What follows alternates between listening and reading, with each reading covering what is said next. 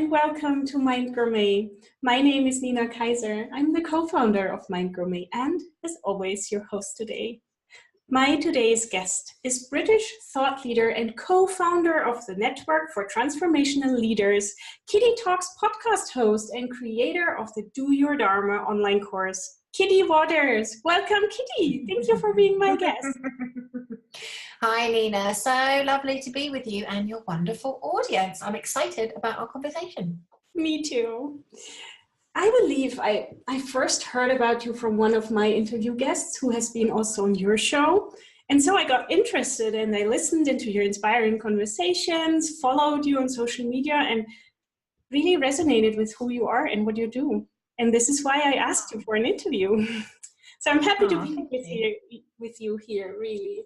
And would like to open this conversation with asking you to share a little more about who you are, what you do, and a bit about the journey that led you eventually to who you are today. Sure, no problem. Well, my name is Kitty Waters and I'm a transformational teacher, and I'm the co-creator of an organisation called the Network for Transformational Leaders. It's a peer group for people doing transformation work. So the idea is that we come together twice a year and we support one another, we help each other grow. It's a safe space for transformational leaders who are changing the world to actually have some time together themselves. I'm also the host, as you said, of Kitty Talks. You can see in the background the little logo. And Kitty Talks interviews global thought leaders around their transformational journeys, how people became change makers, how they went from their regular jobs to helping humanity shift and grow and helping the consciousness of the planet. So my podcast interviews people around their transformational journeys.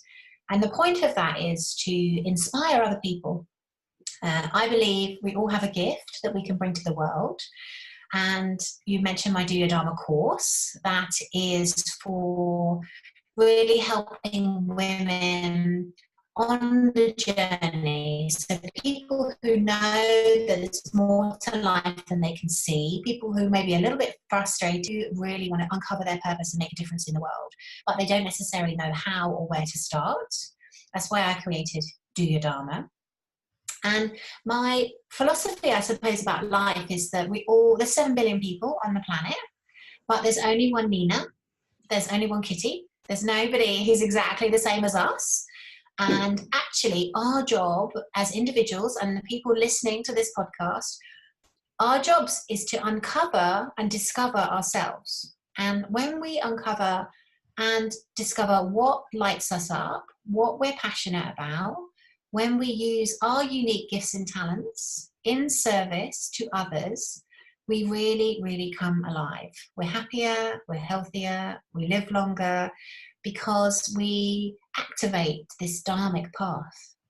And so my work, Nina, is in empowering and inspiring women mainly, but men, of course, can do it too. Yeah. To get on their dharmic paths. So let's dive right into the topic of Dharma. You gave us already an overview about what it is, but can you dig a little deeper into what Dharma is and what we can expect when we do our Dharma and follow our path of highest excitement? Yeah, of course. So the term Dharma is used in many Indian philosophies and many Indian languages, but the term that I refer to comes from the Vedic texts. So the Vedas, the Sanskrit texts, the easiest way to describe that would be like the Indian Bible. They're very, very ancient texts, and essentially kings and queens had access to these texts and they were passed down sages to sages, and really only the upper echelons of life got to understand the concept of Dharma and utilize it in their own life. But Dharma actually means the right path of action. So it's the right path of action for the individual and the planet at the same time. So when you dig into that, what does the right path of action mean, really?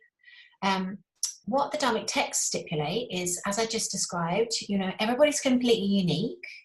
And actually, if everybody did their Dharma, they are bringing the world and themselves back into balance. So what the Dharmic texts believe is that we all have this higher purpose, that when we align to that higher purpose, we're being the fullest expression of ourselves. And when we do that, we help balance the planet. So my vision for the world really is that everyone understands the term of Dharma and everyone is committed to uncovering their purpose. Because if we did that, we would be able, in my opinion, to bring the world back into harmony and back into balance. And if you look at if you think about people like Mark Zuckerberg comes to mind, for example, just because he created Facebook. He didn't take the traditional path. He came up with an idea that was completely just what dropped in for him, and he followed it. And consequently, he changed the world with Facebook.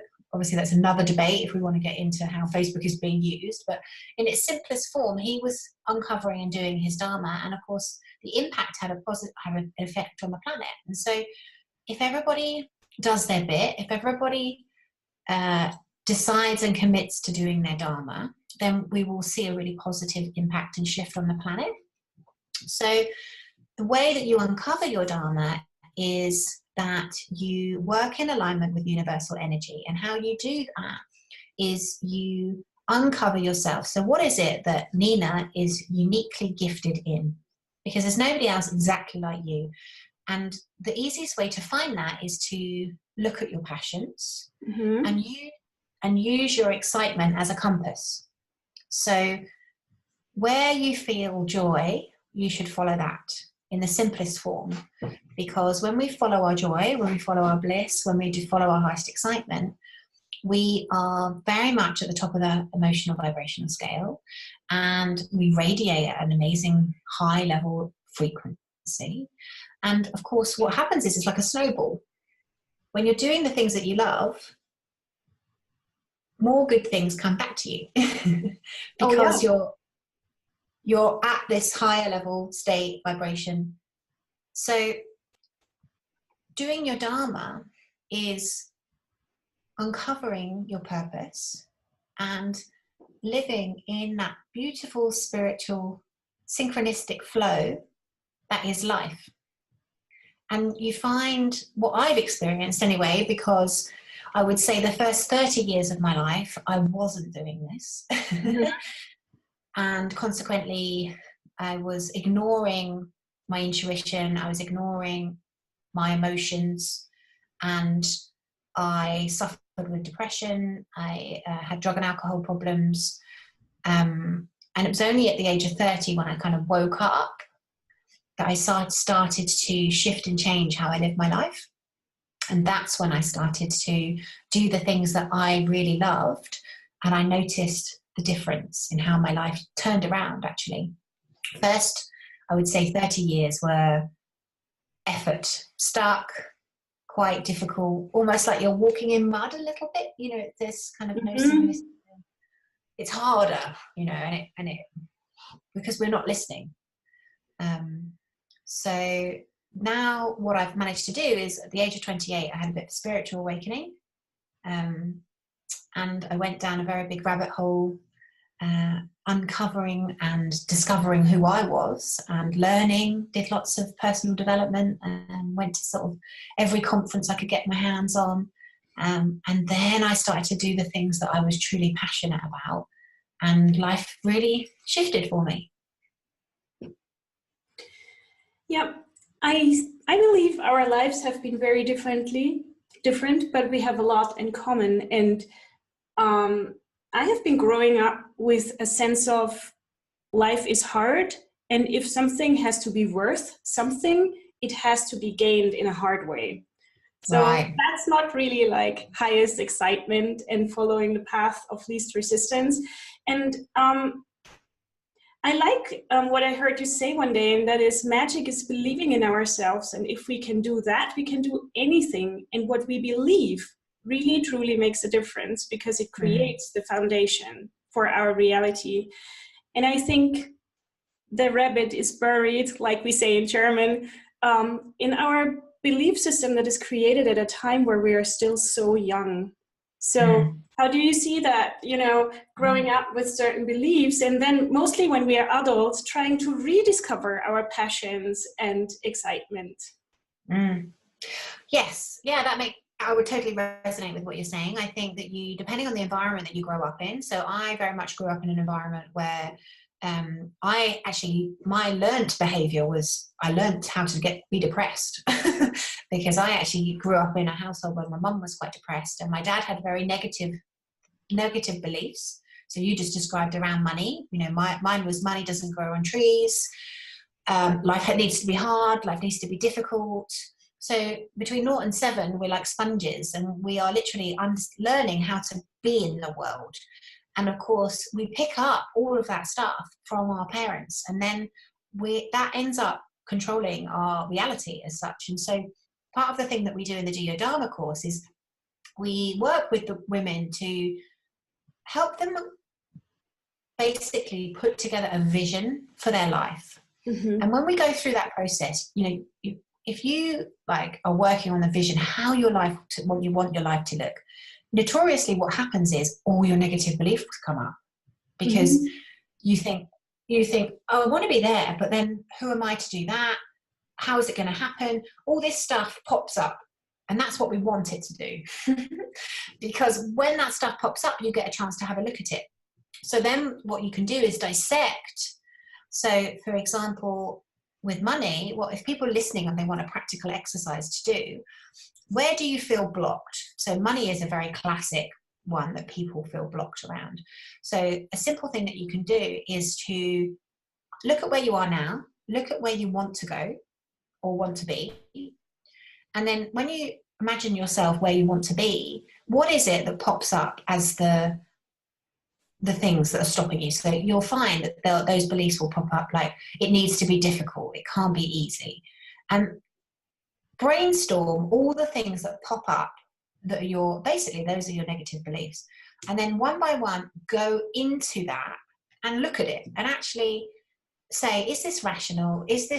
Do I really believe this? Is this true? And what you'll find is just the act of bringing it from the unconscious, because you don't even know they're in there most of the time. Yeah. Bringing it from the unconscious to the conscious, it will dissipate. And by going into the belief to actually look at it and examine it and see how true it is, you'll be able to sort of say, actually, I don't believe that anymore. That's not something that I resonate with. That's old me, that's old paradigm. And you're almost popping and dispelling the stuff that's holding you back. But this is like an ongoing journey and an ongoing process, because as we expand, if you imagine as you grow, as you resonate and as you rise up, and your default for me was depression 90% of my day, and then as I kind of went up and up and up, it was less and less and less. But it's a continual journey and continual work, because you just have to keep working on yourself and keep moving up the ladder and spectrum, so your default sits and rests at a higher level vibration as your norm. Like changing our thermostat, our inner one? Basically, yeah, that's a good way to put it. Yeah, it's a nice way to put it. You're turning your vibrational thermostat. And let's talk about the same thing again, just from a slightly different angle, and that is when it comes to change. Either because we want to move away from something or towards something we desire, there's a thing that is very interesting that seems always to happen, and that is when we really embark on change, we run into our greatest resistances. It's like almost what we desire most, we're pushing away most, and it's this like, oh, I can never do this, nobody's gonna like me anymore, or maybe I start tomorrow, maybe my life is okay the way it is, even though I'm not so excited. So why are change and resistance so seemingly like almost intimately related? Yeah, I think you're right, because I think when we make the commitment to change, it's almost like we're tested. So everything that we've said, I want to get rid of or I want to let go of, it comes up then for you to be looked at. And so everything for me is about mindset.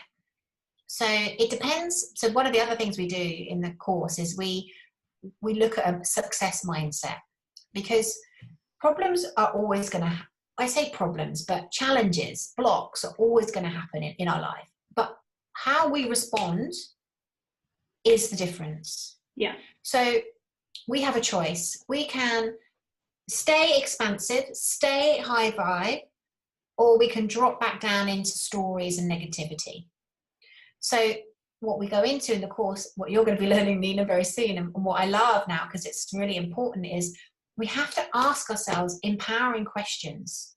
So say for example, you have a money situation and you decide, I want to clear my money stuff and I'm committed to going to the next level in my money story. You know, you've rewritten your money story, and like you said, all this stuff comes up for you to look at. The way I personally would deal with that is ask myself empowering questions. So I would ask myself, how is this making me better with money? Mm-hmm. How is this helping my financial situation? And by asking that question, your unconscious has to find the answer. And you're also then at a higher level vibration, and you're more likely to see the solution or the reason.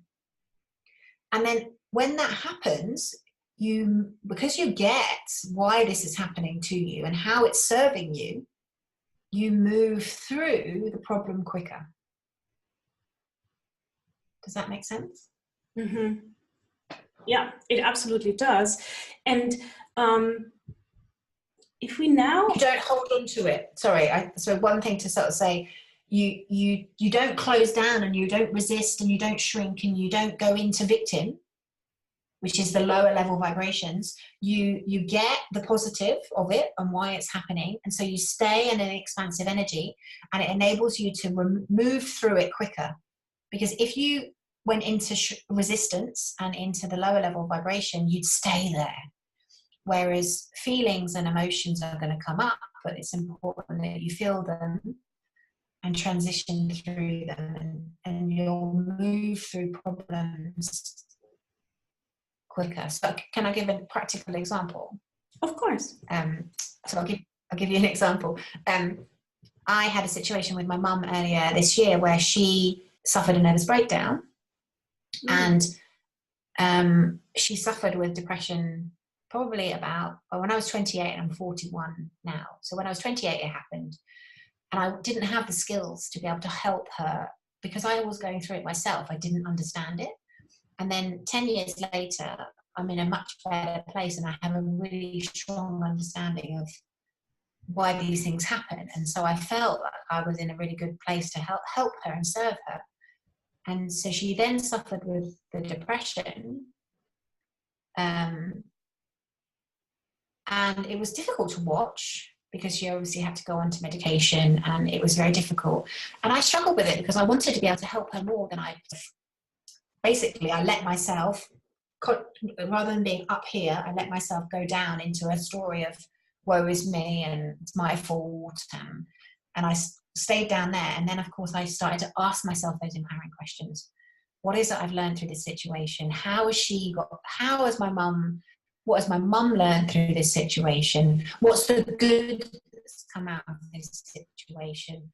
So I started to ask myself positive questions that enabled me to see the good things. My family became much closer.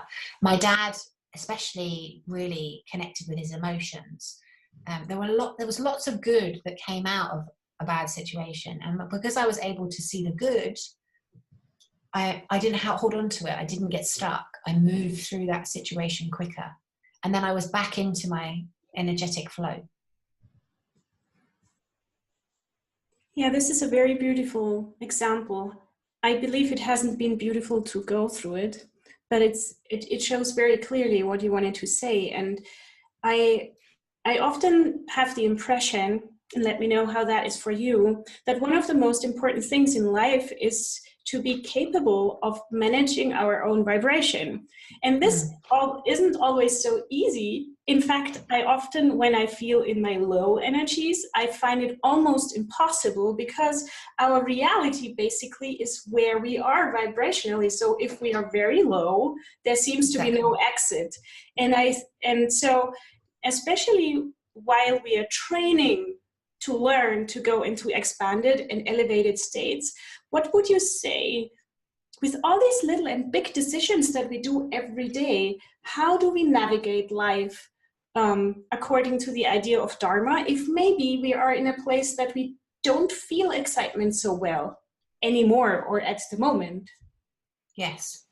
Okay, so you just described what happens is, say we have a patch where we're feeling down. We're feeling sorry for ourselves. What the key thing to do is to recognize that you're in that patch. Because quite often you can just be in that, you can be what I call in a story. Because once we start to tell ourselves a story about the situation, so in my case, it was around why, you know, I was stuck because I felt that I couldn't help my mum more, and it was my fault that she was in this situation. And, you know, luckily for me, I've got a very supportive husband, and I was telling him this, and he was like, everything you have done has been with the best of intention? And I said, yes, of course, everything I've done has been with the best of intention. But what I was doing was I was telling myself a fabricated story. So thoughts are not real. Thoughts are not real. And when we're down, we're just telling ourselves a story about a situation. So the trick is to recognize when you are stuck in a story and when you're telling yourself a story, and then look at it and say, well, actually, what is true here? And so the facts were that my mum wasn't very well, but that was it. There was nothing else. You know, that was the only truth, really. The rest of it was my interpretation of what had happened. And that was a story. And that was a story. And so when I stepped back out of it and I saw I'm just telling myself a story, then you have power, because then you can consciously say, okay, now I can shift my energy back into an expansive state. I've recognized that I'm telling myself a disempowering story. And the way to shift your energy state is to essentially do something that's going to make you more expansive. So walk the dog, go for a run, do some meditation, do some yoga. All those things are natural ways to expand your energy. So you'll find that when you've gone for a brisk walk, you know, in the sunshine, as much as you don't want to do it because you feel down, right? That's the time that you've got to say, no, I'm not going there, and recognize it's a story, and then do something to shift your energy. And you can guarantee that by the end of that dog walk or by the end of the gym session, it won't look the same, because you're now in an expansive energy.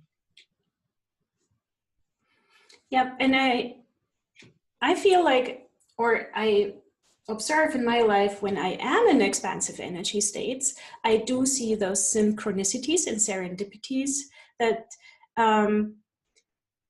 that are my guiding signs.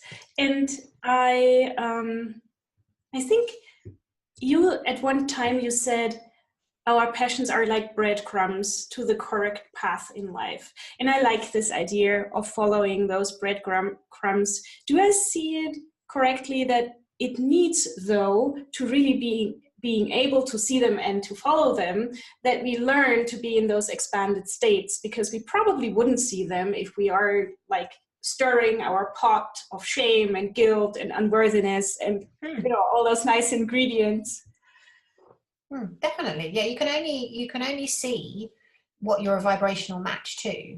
Yeah. So you can't see an opportunity if you're down, if you're in it, like you said, if you've got a pity party for one, you're not going to be a vibrational match to actually what's happening. So this is exactly what we're going to do, Nina, with Do Your Dharma. We're going to really embody this, because once you get this, it's so powerful, because you then can continually recognize where you're at on this scale. And then when you feel yourself dip, You just know you're in a story, you're telling yourself a story, and you need to do something to shift and change your energy.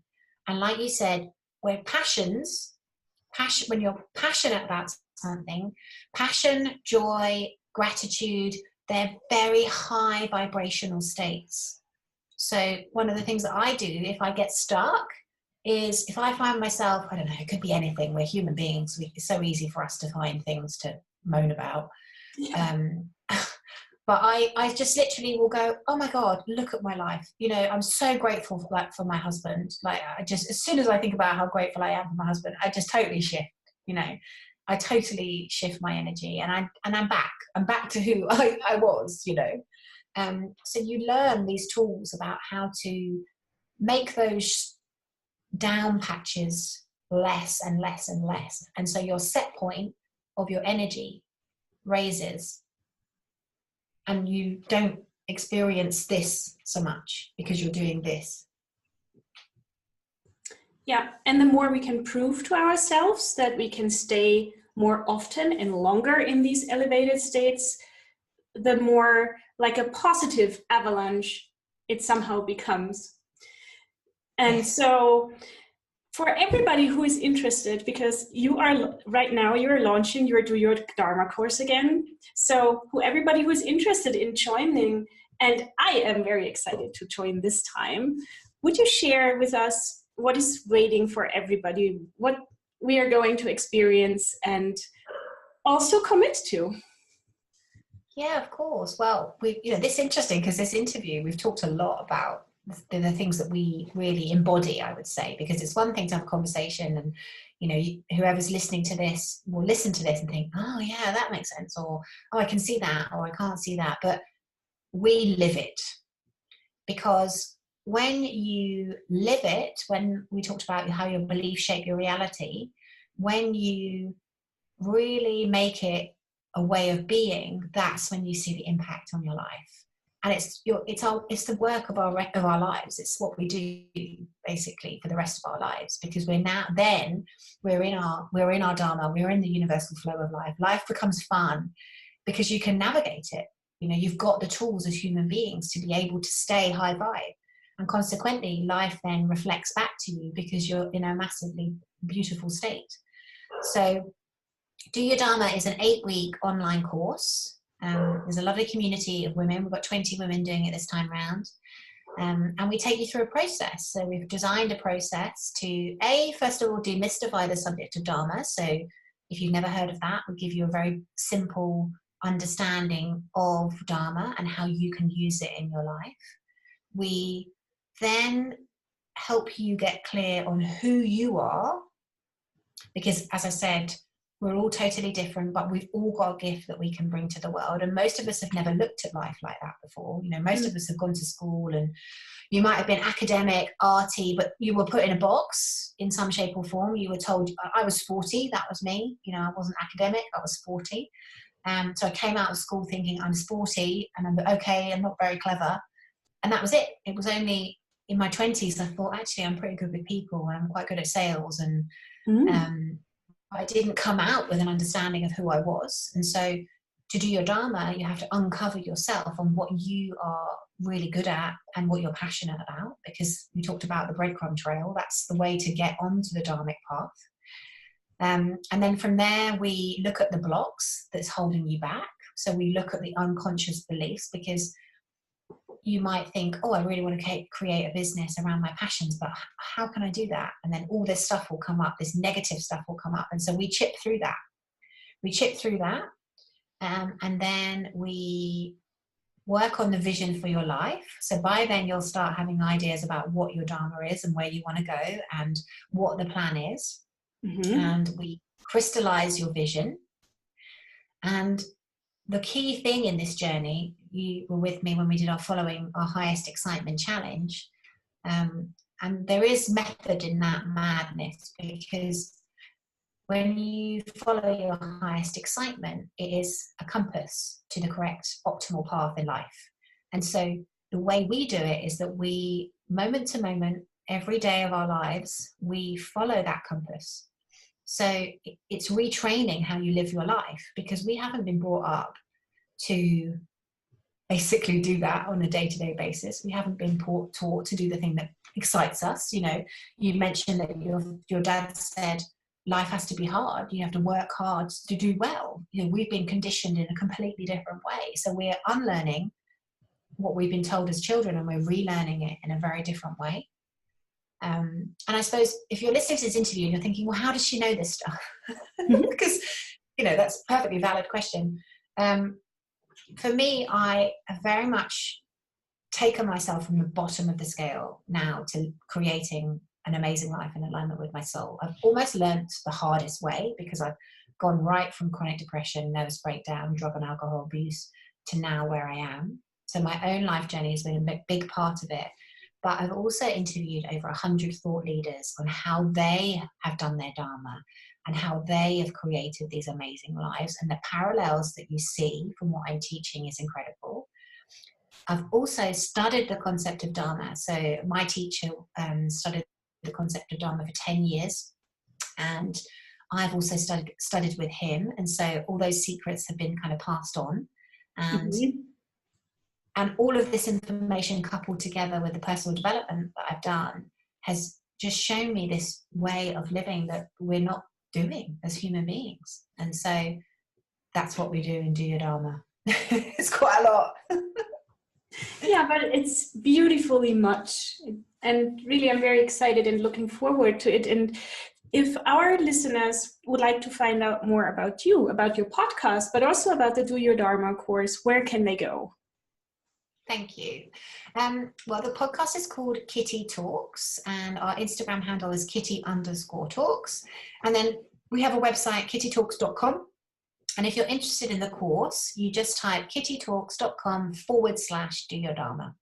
And that will take you to where you can sign up. And I think this is coming out on Saturday this week. And then for the next week, we are available for you guys to join us. And then after that, we are off and running. So if you want to join us, you've got a week to sign up. Yes. So make a fast decision. And and for everybody who is watching and listening, we'll have all the necessary information and the links right below this interview, so you can find your way to Kitty, her podcast, and to the Do Your Dharma course.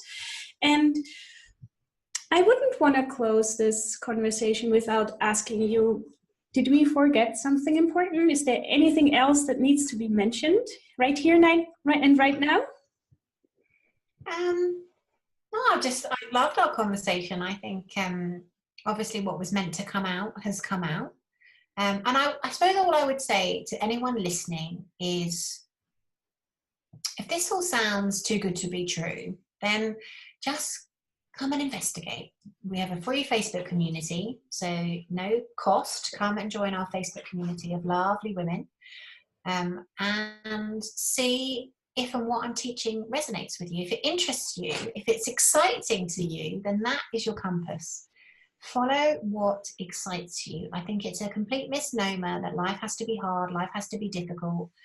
You know, that is just a belief that we have been taught. Actually, what I am showing and teaching, and you will see from our participants, is that actually when you're doing the things you love, life opens up for you. Yeah. And I feel compelled to mention that one of the beautiful aspects of your Do Your Dharma course for me is that I do not do it completely alone, like it is with many other online courses. We're going to have weekly calls, and there's a Facebook group, accountability partners. So it's really interactive, and there's a real in-person communication, which I find very beautiful. Yeah, absolutely. I'm glad that resonates with you. So thank you from my heart for sharing this time and space with me. I have enjoyed it very, very much. Yeah, me too. Thank you, Nina. And thank you for all the work you're doing in the world. Thank you.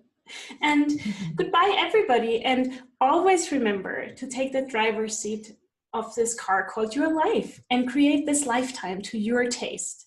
It's our pleasure here at Mind Gourmet to support you with our food for thought. Bye, everyone, and bye, Kitty. Bye.